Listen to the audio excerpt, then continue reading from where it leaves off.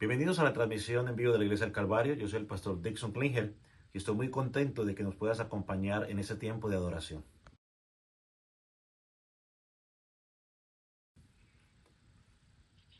No sé cuál sea la situación que estés pasando en este momento, pero déjame decirte algo. Dios está en control. El Salmo 46, versículo 1 dice, Dios es nuestro amparo y fortaleza, nuestro pronto auxilio en la tribulación. Si esta es tu primera vez con nosotros, queremos darte una cordial bienvenida y agradecerte por unirte con nosotros para adorar a nuestro Salvador a través de la predicación de la palabra de Dios.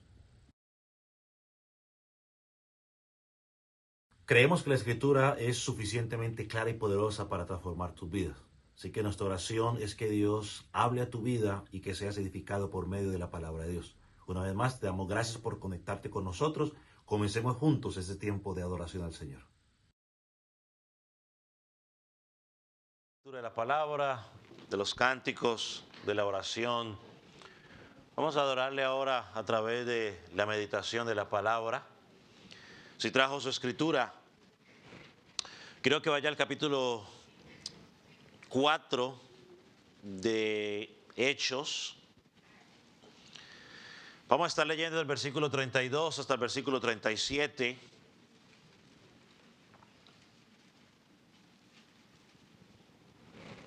La última sección de este capítulo que de hecho va altamente relacionado con los primeros 11 versículos del capítulo 5. Dice la palabra del Señor de la siguiente manera. Y la multitud de los que habían creído eran de un corazón y un alma, y ninguno decía ser suyo propio nada de lo que poseía, sino que tenían todas las cosas en común. Y con gran poder los apóstoles daban testimonio de la resurrección del Señor Jesús, y abundante gracia era sobre todos ellos.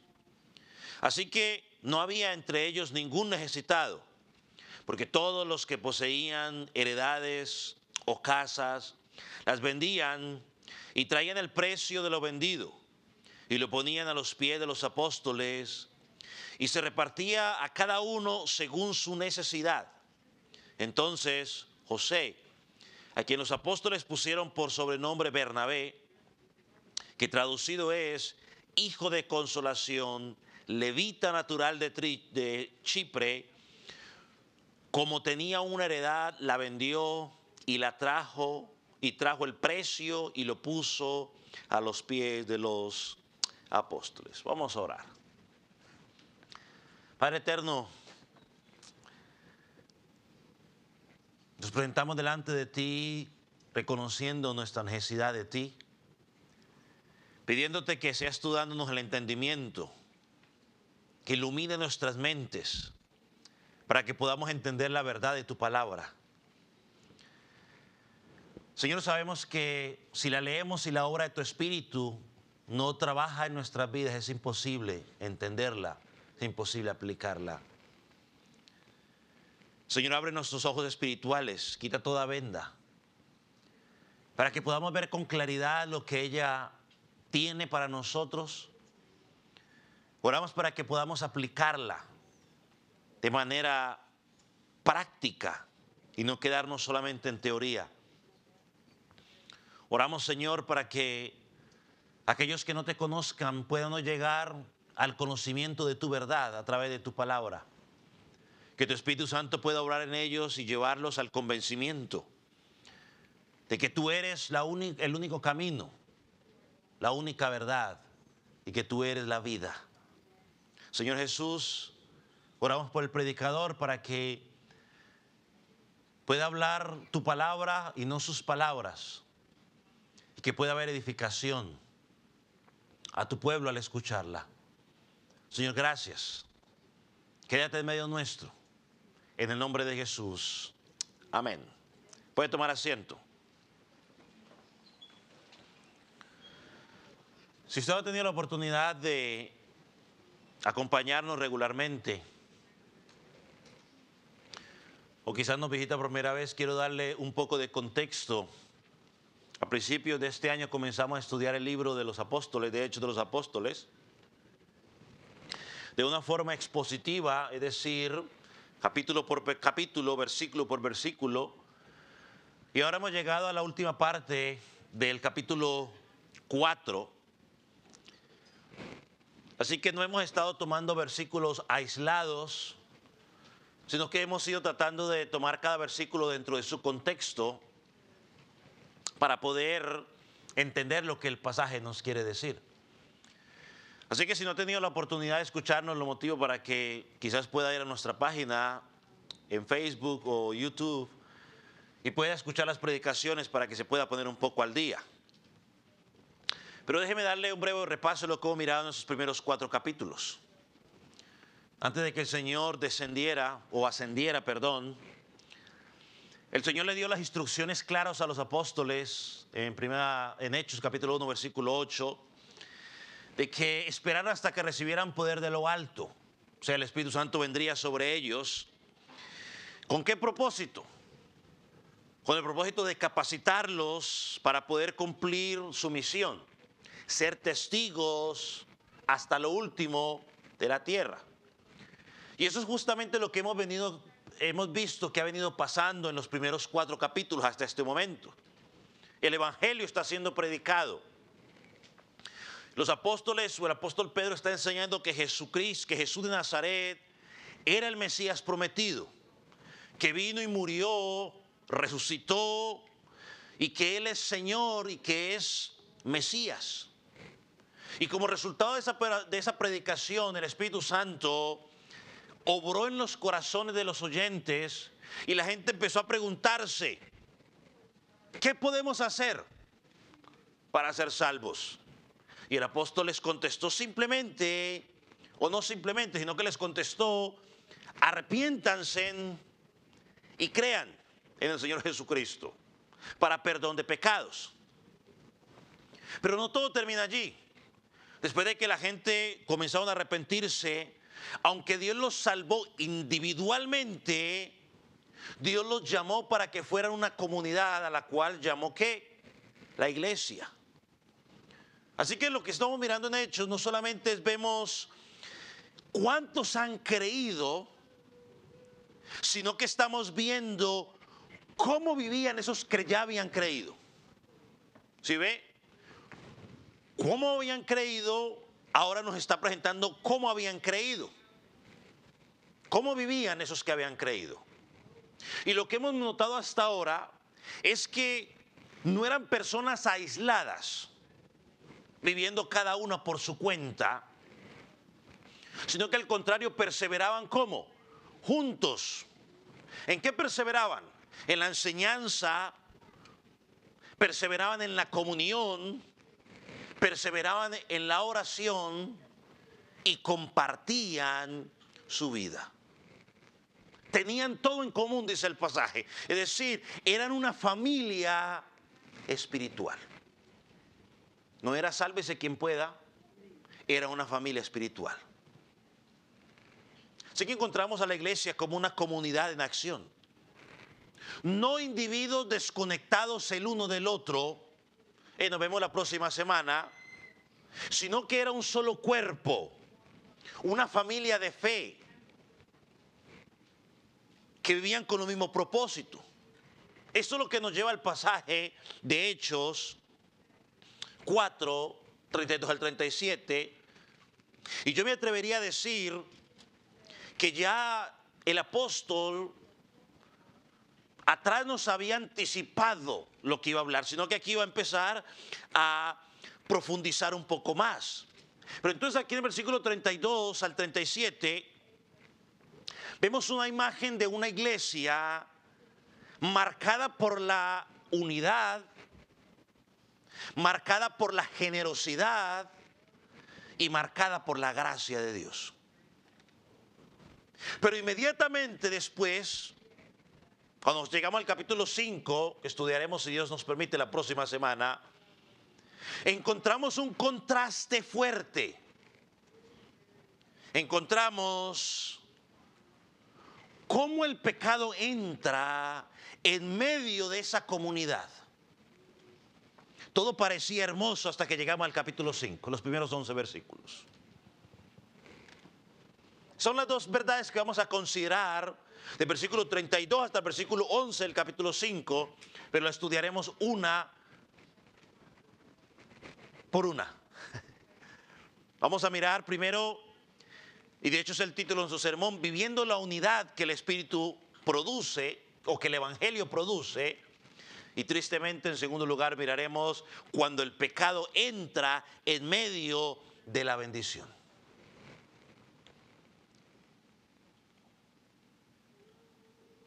Es muy importante, mis amados hermanos, que tengamos algo en cuenta antes de lo que voy a decir, que lo tengamos bien claro. Debemos distinguir entre la causa y las consecuencias. ¿Qué es lo que está causando lo que vemos en este pasaje? ¿Qué es lo que lo causa? ¿Cuál es la razón por la que esto ocurre? ¿A qué me refiero? ¿Qué es lo que está produciendo esta comunión en estos hermanos? Y luego veremos lo que esa comunión produce en la vida de los creyentes. Vamos a mirar 4 cosas el día de hoy. Son corticas, así que no se preocupe.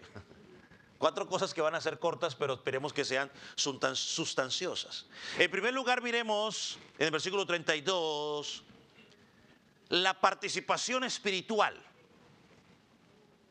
Lo primero que destaca el autor en esta sección es algo verdaderamente hermoso. Miren lo que dice el versículo 32 al principio: y la multitud de los que habían creído eran ¿de qué? De un corazón y un alma. Note que esta congregación había crecido enormemente. El texto dice una multitud. Según algunos cálculos, dicen algunos que eran entre unos 15,000 o 20,000 ya convertidos. Sin embargo, mire que aquí no está hablando, o el énfasis no es el tamaño. Tristemente hoy muchas veces el énfasis es el tamaño. Cuando uno se comparte con otros pastores, ¿y cuántos son ustedes? Siempre preguntan, ¿y cuántos son ustedes?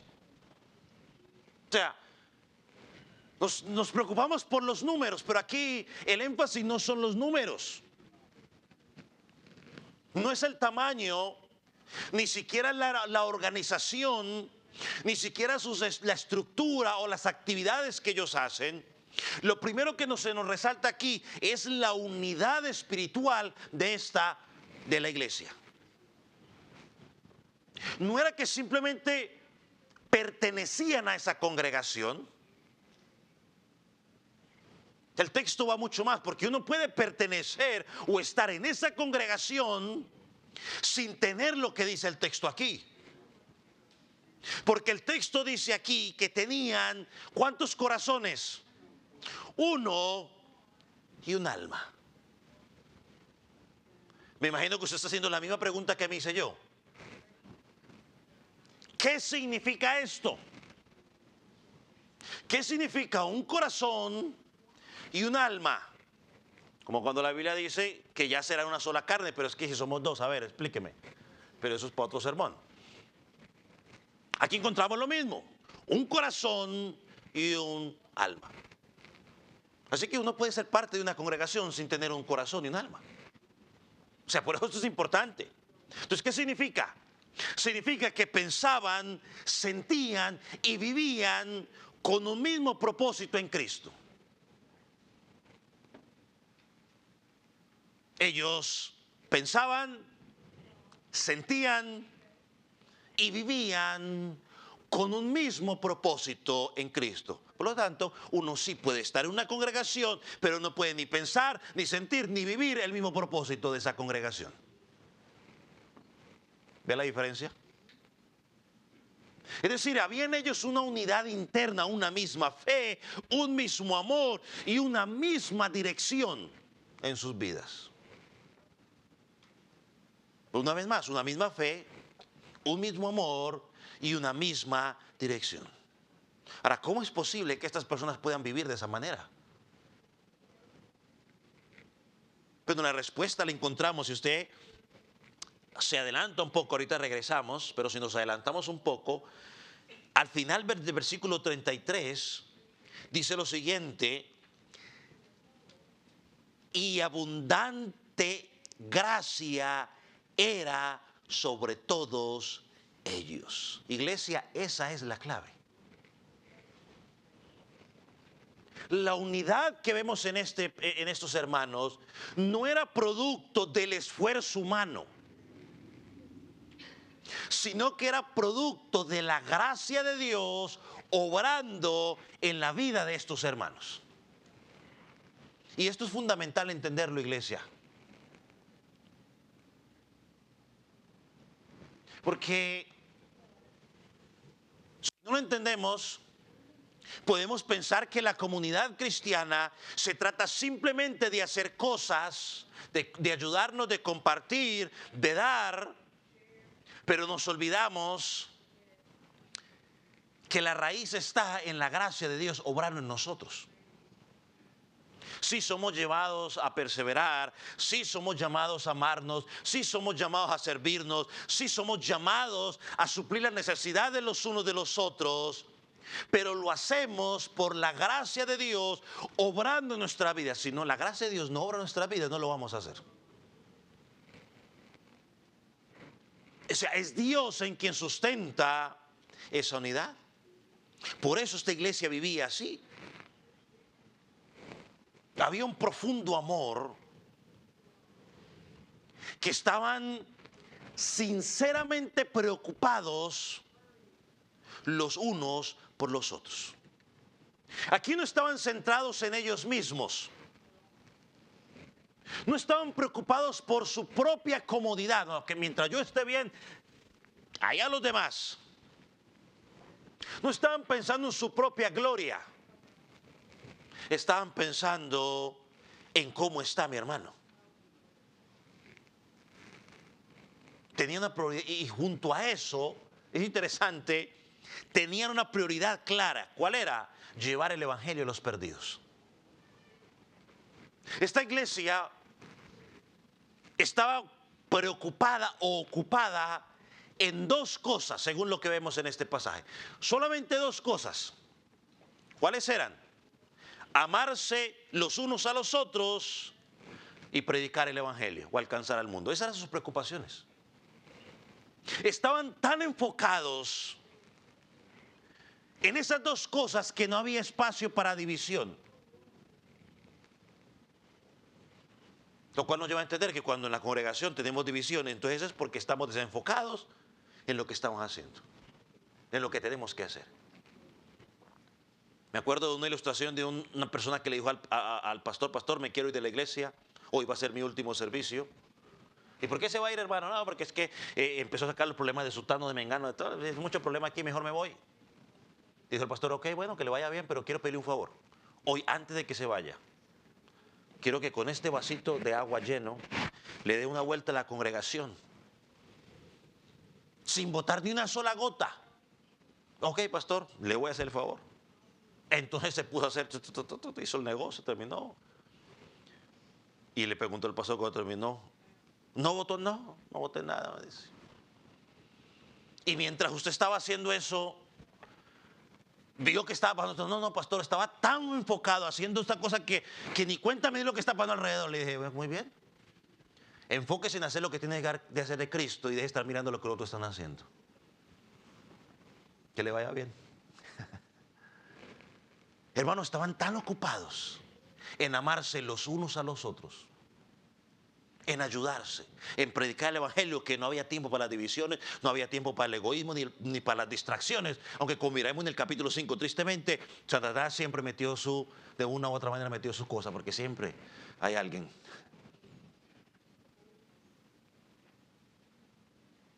Una unidad que impactó aún a los de afuera, porque leímos que los de afuera veían lo que está pasando, y se cumple lo que el Señor Jesucristo dijo: Él dijo que el mundo conocería que seríamos sus discípulos, si nos ¿qué? Si nos amábamos los unos a los otros. El mundo va a ver cuando nos ven a nosotros unidos, ayudándonos cuando hay necesidad, ve que la misma comunidad cristiana está supliendo. El mundo va a decir: ¿a esta gente qué les pasa? Están locos. Nos abren una oportunidad para presentarles el evangelio.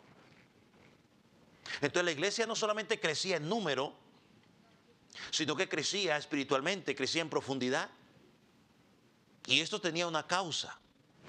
Ya lo dijimos, era la grande abundancia, gracia de Dios sobre ellos. Esto nos lleva al segundo punto, porque lo que Dios hacía en ellos también se manifestaba a los de afuera. Y lo segundo que miramos en este pasaje es una predicación poderosa, como usted mira en su bosquejo, versículo 33. Dice lo siguiente.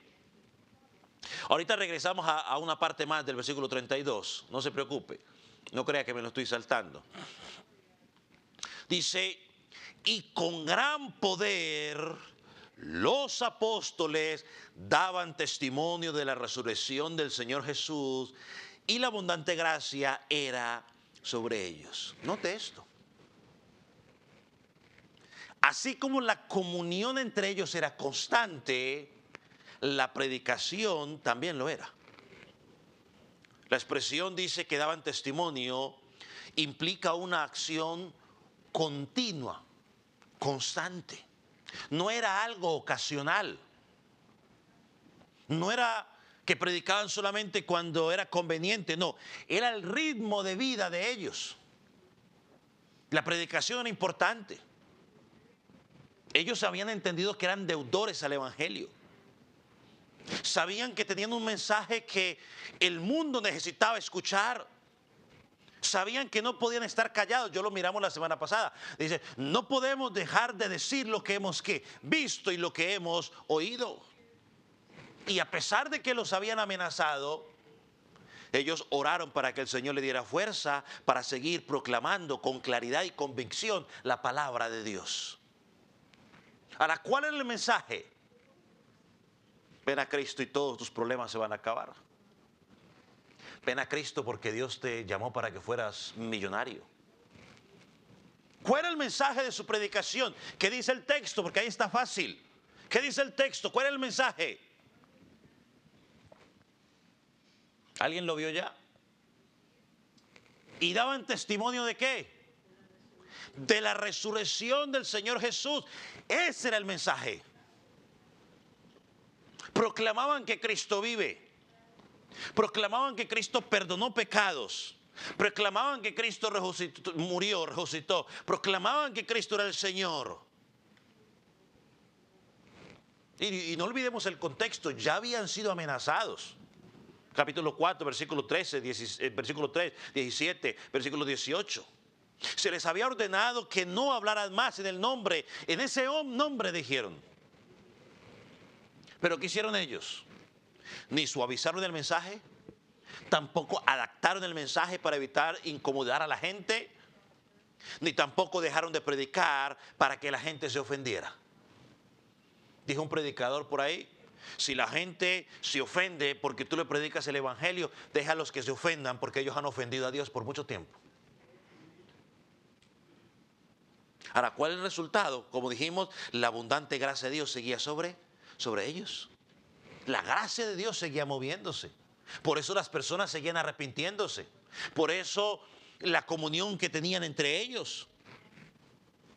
Entonces, hermano, cuando Dios derrama su gracia, pasan dos cosas. Hay una unidad genuina y hay fidelidad a la hora de proclamar el evangelio. Tercero, encontramos una comunión práctica. Una vez más, versículo 32. Regresamos a nuestro versículo 32. Dice el versículo, en la última parte del versículo 32, y ninguno decía ser suyo propio nada de lo que poseía, sino que tenían todas las cosas en común. Hermanos, existe algo que podemos llamar la unidad teórica. Es decir, la unidad que se afirma con palabras. O sea, yo digo, ¿no? Sí, estamos unidos. Pero también existe algo que se llama la unidad práctica. Es decir, cuando pasamos de la teoría a la praxis, a la práctica.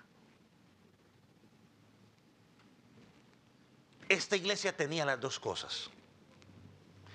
Tenían la teoría, tenían la práctica. Ahí donde tú y yo nos tenemos que preguntar, ¿la iglesia del Calvario tenemos las dos? ¿O no tenemos ninguna? ¿O tenemos una? ¿Puede un avión volar con una sola ala? Bueno, la iglesia tampoco puede volar con una sola de estas dos. De nada nos sirve tener la teoría si no tenemos la práctica. El texto nos dice que no solamente decían somos uno en Cristo, sino que vivían como uno en Cristo.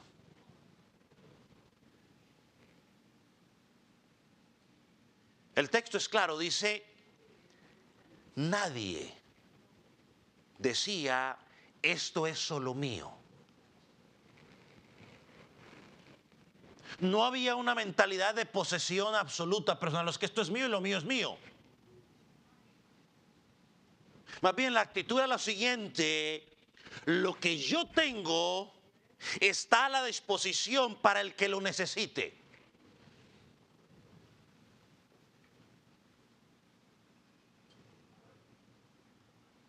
Lo que yo tengo está a la disposición para el que lo necesite. Esa es la unidad teórica, práctica de estos hermanos. ¿Necesita mi carro? Oh, claro que sí. ¿A dónde lo llevo?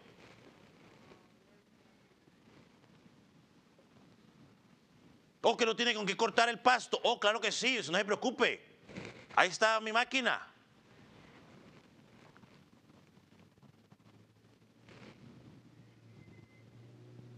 ¿Tiene esa situación? Ah, no se preocupe, claro que sí, vamos a hacerlo. Esto es lo que hacían ellos. Ahora, yo quiero que note algo. Aquí nadie tuvo que imponer esto. Aquí no dice que se los impusieron.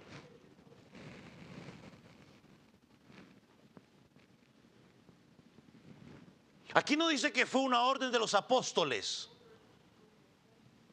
Ni tampoco fue una estructura que fueron organizando ellos que tiene que ser así. No, simplemente fue el resultado natural de unos corazones que habían sido transformados por la gracia de Dios. Por sus frutos los conoceréis.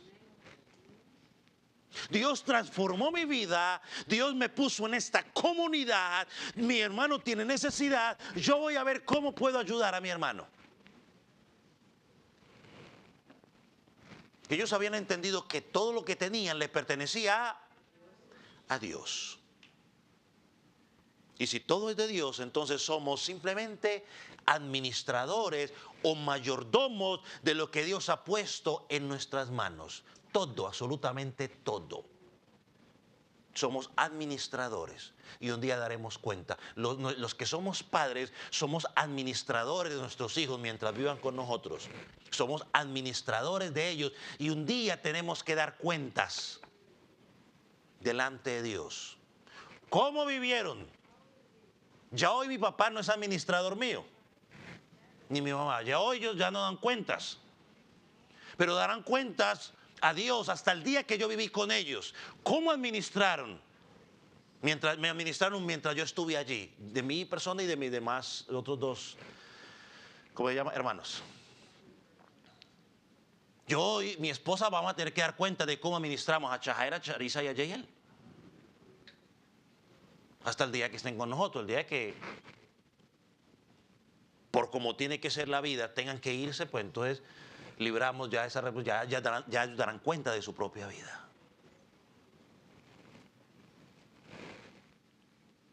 Todo es de Dios.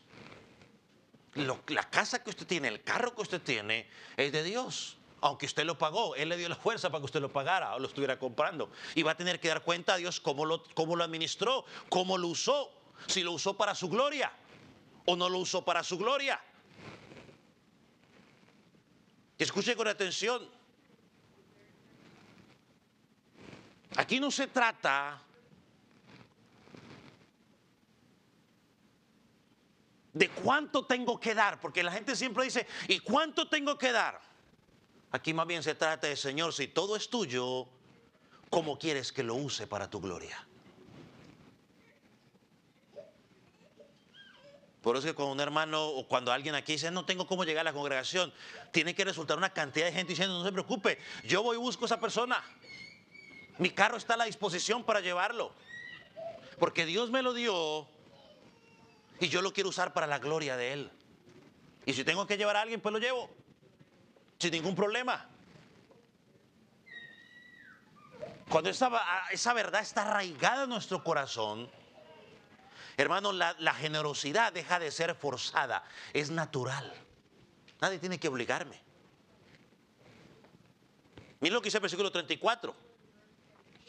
Así que no había entre ellos ningún necesitado. ¿Por qué? Hermano, porque cuando surgía una necesidad, alguien respondía. Y si para ellos era necesario vender algo para suplir la necesidad, ¿qué hacían? Lo vendían. Eso es cristianismo práctico, eso es amor práctico. No había ninguna necesidad porque siempre alguien la suplía. Ahora, yo quiero aclarar algo porque esto es importante aclararlo para que luego no vaya malos entendidos. Esto no es comunismo, ni una imposición de igualdad económica. No se trata de que todos tenían que vender las cosas y que todos quedaran en la misma condición. No es lo que está diciendo el pasaje. Simplemente ellos habían entendido que cuando un creyente tenía necesidad, los demás, su familia era responsable para ayudarles. Eso es lo que está diciendo ahí.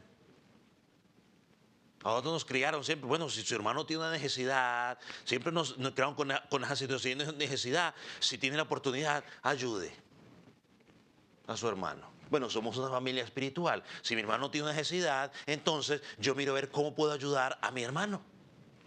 Eran corazones llenos de amor. Estaban dispuestos a sacrificar incluso lo material por el bienestar del hermano, porque habían entendido que de gracia recibieron, iban a dar de gracia. Eso es donde encontramos la práctica. El amor verdadero no se queda simplemente en palabras. El amor verdadero pasa de las palabras a la acción. Una persona que ha sido transformada por el Espíritu Santo, su corazón ha sido transformado, no vive arraigada a lo que tiene, sino que lo usa para la gloria de Dios y para el beneficio del pueblo de Dios. ¿Qué dijo el Señor Jesucristo en Juan capítulo 6, 24 y Lucas 16, 33? Y con esto estoy, sin mencionarlo, desbaratando los argumentos que enseñan raros por ahí. Jesucristo dijo, no se puede servir a Dios y a las riquezas. ¿Por qué? Porque terminará amando a uno y terminará odiando al otro. Ahora, y recuerde, el problema no es el dinero. El problema es ¿qué? El amor al dinero. Eso es lo que dice la Biblia. Raíz de males es el amor al dinero. Esta iglesia que estamos mirando, sus principios nos muestra algo hermoso. Cuando la gracia de Dios gobierna el corazón, una vez más, la generosidad fluye de manera natural. No había presión, no había manipulación. sino que todo era una respuesta de amor a Dios. Hermanos y amigos, yo en lo personal entiendo por la Escritura que el verdadero creyente no hay que estarlo manipulando, ni tampoco hay que estarle mendigando para que dé. Entiendo también que tampoco hay que estar apelando al sentimentalismo, ni mucho menos usar ninguna estrategia para manipularlo o para estimularlo a que dé. Y los que tienen suficientes años en esta congregación se han dado cuenta. Porque la Escritura no enseña que hay que manipular ni dar sermones de 15 minutos trastornando la Escritura para que la gente suelte algo. No, eso es incorrecto. Es más, me atrevería a decir que eso es diabólico y ofende a Dios. Creo que el verdadero creyente debe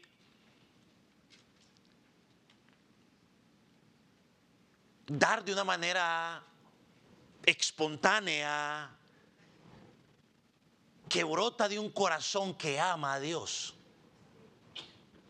Y si usted no lo hace de esa manera, mejor ni dé. Quédese con su dinero. No dé. Dios proveerá y Dios sostendrá de una u otra manera. Me acuerdo lo que dijo el salmista David en 2 Samuel capítulo 24. No le ofreceré a Dios aquello que no me cueste nada. Uno da porque es administrador, da por gracia, no porque lo manipulen, ni porque le prometan. ¿Quieres bendición? Entonces, no.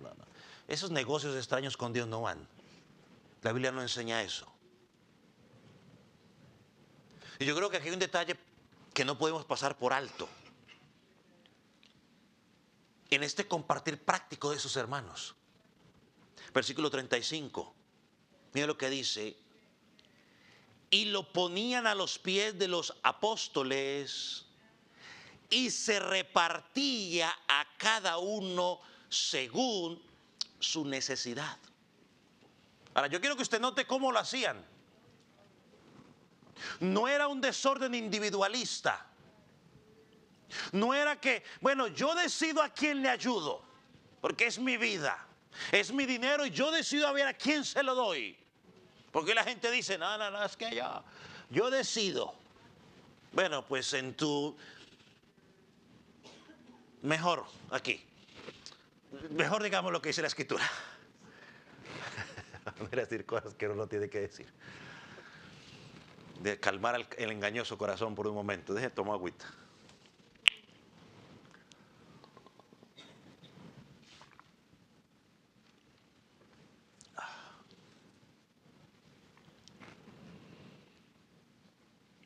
Aquí vemos que no era cada uno decidiendo por su cuenta a quién ayudar o cómo ayudar.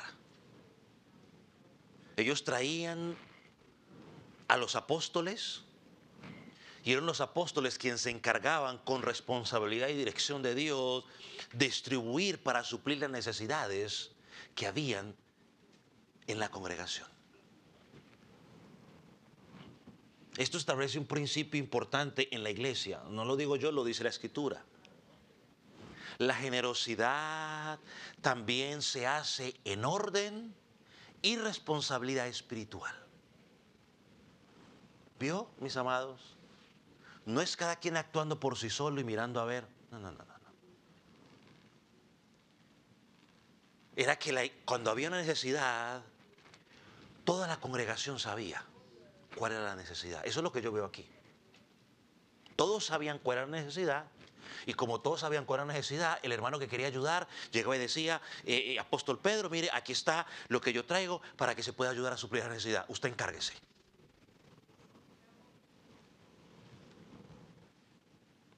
Por eso vamos a decir que tenía una mentalidad de que todo era en común. Ellos tenían la mentalidad, bueno, yo voy a dar, pero yo quiero saber cómo lo usan, como la mentalidad que tenemos hoy. No, yo voy a dar, pero a ver, necesito el reporte y cómo lo están usando y a quién se lo están dando y dónde lo meten y no, porque no, yo tenía ese problema.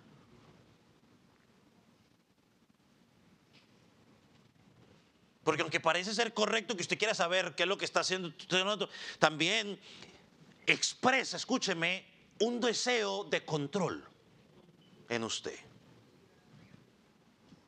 Sí, yo voy a dar, pero yo quiero controlar cómo se hace.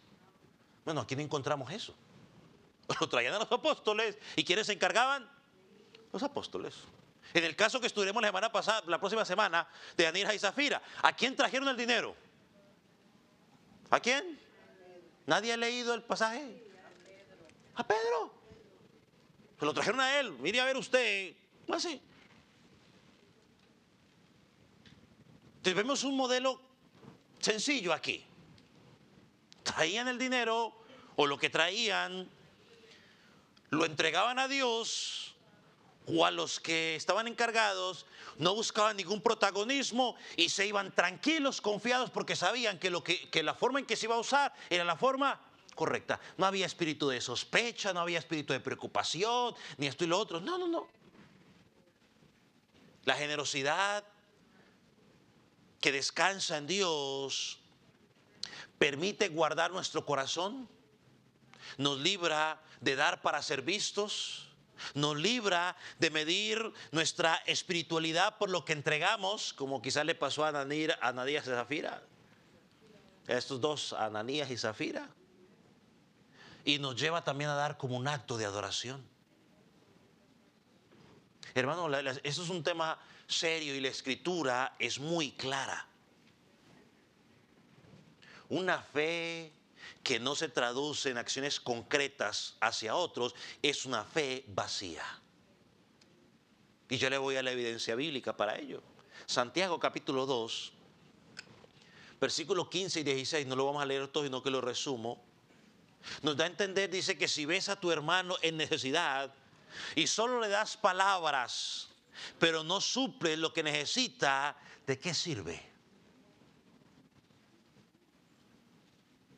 ¿De qué sirve? Primera de Juan 3, 17 dice lo mismo, nos confronta de la misma manera. ¿Qué dice? Pero el que tiene bienes en este mundo y ve a su hermano tener necesidad y cierra contra él su corazón, él pregunta, ¿cómo mora el amor de Dios en él? Dios no amó de palabras, Dios nos amó en hechos. Envió a su hijo. ¿El hecho cuál fue el hecho? Envió a su hijo. Vio nuestra necesidad, estamos muertos en delitos y pecados, vio que no nos podíamos salvar por nosotros mismos. Entonces, ¿qué dijo? Bueno, yo voy a enviar a mi hijo para que él haga el trabajo que ellos no pueden hacer.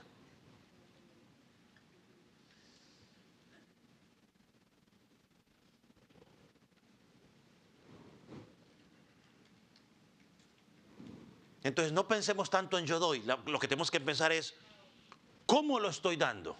¿Cómo damos? Si nuestro dar no implica sacrificio, si no toca nuestro corazón, si no afecta nuestras prioridades, entonces corre el peligro de que simplemente se constituya en algo externo. Pero no el amor verdadero que Dios pide de nosotros. Requiere sacrificio. Así vivía esta iglesia. Una iglesia que compartía una unidad espiritual. Una iglesia que compartía una predicación poderosa. Y una iglesia que compartía una comunión práctica. Y esto nos lleva al último punto de nuestro sermón. Porque uno podría decir, es que eso suena muy bien en teoría. Pero ¿qué es la práctica? ¿Qué hace el apóstol Pedro entonces? O Lucas, que es el escritor de Hechos. ¿Qué hace Lucas? Dijimos que él era un buen investigador. ¿Qué hace? Nos da un ejemplo. Nos da un ejemplo de lo que está explicando. Del versículo 36 y versículo 37. Déjenme leo para ustedes. Entonces José, a quien los apóstoles pusieron por sobrenombre Bernabé, traducido es hijo de consolación, levita, natural de Chipre. Como tenía una heredad, la vendió y la trajo el precio y lo puso a los pies de los apóstoles. José se llamaba, los apóstoles lo cambiaron nombre a Bernabé, hijo de consolación o hijo de ánimo. Este hombre más adelante se convertirá o jugará un papel importante porque fue el compañero del apóstol Pablo, en uno de sus viajes misioneros, conocido por su carácter, alguien que animaba, alguien que restauraba y alguien que cuidaba de otros. Pero aquí vemos el ejemplo de él. Dice versículo 37, como tenía una heredad, ¿qué hizo con ella? La vendió y trajo el precio. Aquí no están los apóstoles, siento que alguien tiene una heredad y que tiene que darla. Anoche tuve un sueño que el Señor, que se quiere. Aquí no veo los apóstoles nada de esas cosas, no. Pon el ejemplo. Y mire, no lo anunció, no buscó reconocimiento, no puso condiciones,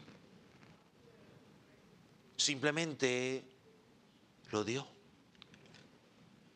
Y creo que eso es lo que hace el ejemplo más poderoso. Porque posiblemente este terreno representaba mucho para él. No era algo insignificante. Algunos escritores dicen que posiblemente era algo que él tenía que daba fruto, que podía cosechar ahí y que podía dar fruto y que había sido fruto del esfuerzo de años de este hombre. Y lo entregó con libertad.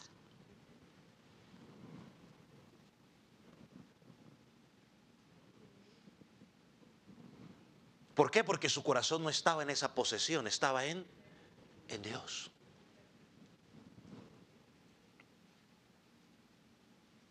Hermanos, eso nos enseña algo muy importante. La verdadera generosidad no se mide por cuánto damos, sino por el corazón con el que lo damos. Y quizás esto va a sonar en contraste por lo que vamos a estudiar en la próxima semana, en el capítulo 5. Pero aquí vemos claramente que Bernabé no dio por obligación, no dio tampoco por ninguna presión que estaba sintiendo, no dio para ser visto, dio porque quería dar y dio como respuesta a la gracia que Dios había recibido en su vida.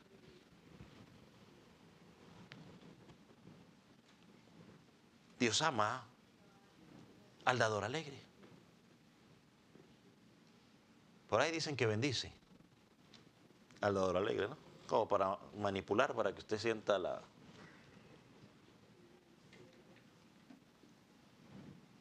En esta congregación, yo siempre le he dicho a los hermanos, lo hicimos en algún momento, lo dejamos de hacer. Alguna vez los hermanos dicen, pero pastor, ¿por qué usted no pide una ofrenda que no sé qué? No. Vamos a dar de lo que la iglesia tiene. Y cuando hay necesidad de lo que tenemos de la iglesia, pues ayudamos y suplimos la necesidad. Y cuando los creyentes ofrendan, entonces de ahí se saca. Es la práctica bíblica.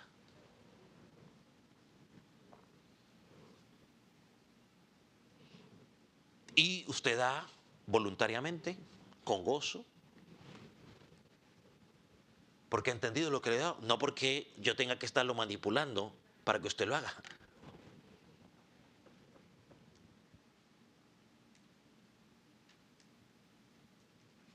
El dar no es por presión, no es por quedar bien, no es por ganar puntos, es por la gracia de Dios obrar en nuestras vidas. Hermano, al final todo vuelve a lo mismo. Dios nos dio, Dios nos ha bendecido hasta ahora. Y créeme, hermano, créame, se lo digo con el amor del Señor, que por muy complicada que sea la situación económica que tú y yo tengamos hoy en el 2025, es mucho mejor, 26, mucho mejor. Yo todavía sigo en el 25 por alguna razón, no sé.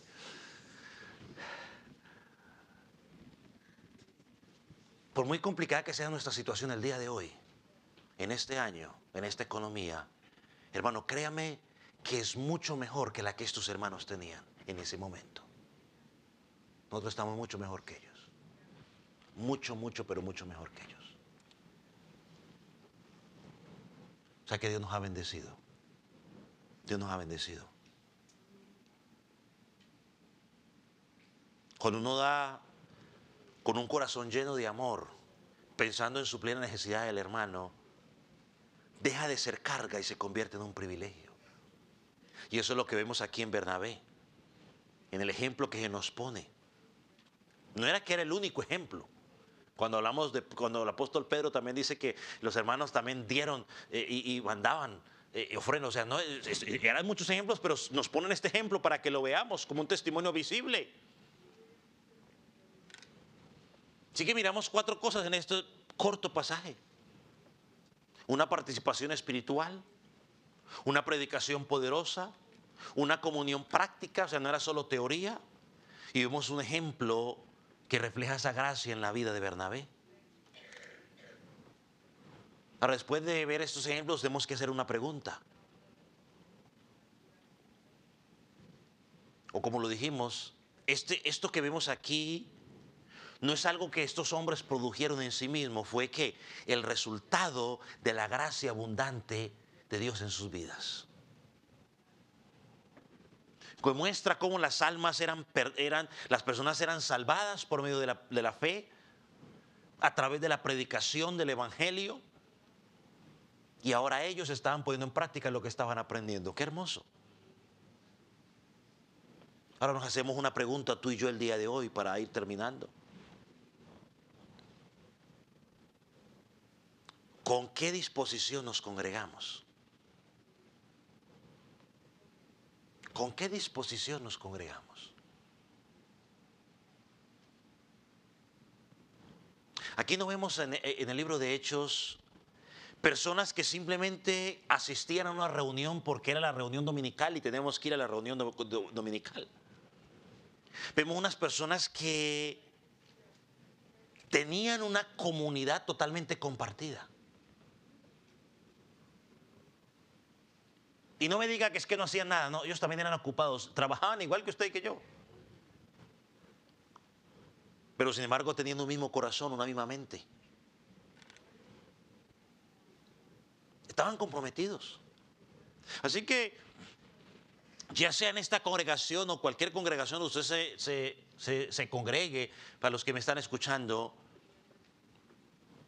nuestra disposición debe ser un compromiso real de amar y de servir a los demás. Ese debe ser nuestro compromiso. La idea no es congregarme únicamente para venir y recibir expectante de lo que Dios le va a dar o lo que alguien le va a dar a usted. No. La idea no es, bueno, yo voy a estar ahí mientras todo esté bien, mientras todo me guste. Porque cuando empieza a aparecer algo que no me gusta, pues entonces simplemente pues nos vemos.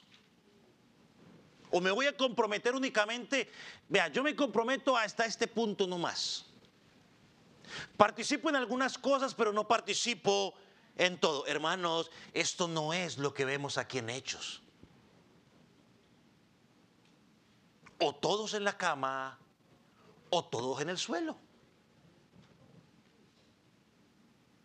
No es un poquitico, no es todo. Aquí vemos que tenían todo en común. Había un compromiso, había un propósito genuino, donde cada creyente era responsable por los demás. Mis hermanos, ¿cuánto nos toca aprender de esos hermanos y tenemos que empezar a llevarlo a la práctica? Somos una familia, debemos involucrarnos al 100%, al 100%, si queremos ser bíblicos. La iglesia o la congregación no es un lugar donde venimos a consumir o donde venimos a que me entretengan o que me traten bien o que me traten bonito. La iglesia es una familia espiritual donde venimos ¿a qué? A amarnos. Venimos a servirnos y a dar nuestras vidas los unos por los otros mientras honramos el nombre de Dios. Tenemos que aprender eso. Porque al menos como iglesia local tenemos que ser honestos, estamos fallando. Tenemos que corregirlo para que Dios sea honrado.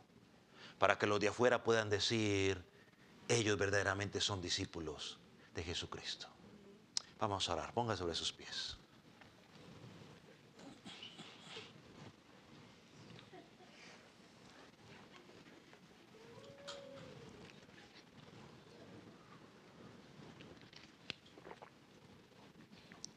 Padre, ¿cuánto tenemos que aprender? Señor, reconocemos que hemos fallado. Señor, que hemos ignorado la necesidad de nuestros hermanos. Reconocemos que hemos pecado al no saber la necesidad de nuestros hermanos. Hemos pecado al despreocuparnos de la necesidad de nuestros hermanos. Señor, hemos pecado en nuestro dar. Señor, perdónanos. Pero te damos gracias por este pasaje porque nos da luz y nos lleva a cada uno de nosotros a examinarnos y preguntarnos, ¿cómo estoy yo? Tenemos una misma mente, tenemos un mismo corazón, una misma alma, un mismo propósito en Cristo. Señor, o cada uno de nosotros está alando para su propio interés. Señor, te pedimos perdón si ese es nuestro caso. Señor, y permite que los que estamos hoy aquí presentes, tu palabra haya realmente caído en tierra firme o en tierra fértil y que pueda empezar a dar fruto. Señor, y que podamos tener todo en común. Que las bendiciones que tú nos has, materiales nos has permitido recibir, Señor, que puedan ser usadas para suplir necesidades de nuestros hermanos.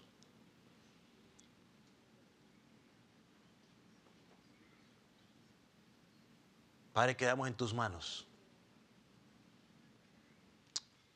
Señor, oramos por aquellos que hoy todavía no han creído en ti. Señor, que están con nosotros, pero que todavía la luz del Evangelio no ha resplandecido en sus corazones. Oramos para que la verdad tuya pueda penetrar en sus vidas y hoy puedan encontrar salvación. Que aquel que esté preguntando qué puedo hacer para ser salvo, tu Espíritu Santo lo pueda llevar al arrepentimiento, lo pueda llevar a creer en ti y empezar a caminar en novedad de vida. Padre, gracias. Tu palabra fue predicada y que ella hoy pueda dar fruto. En el nombre de Jesús. Amén.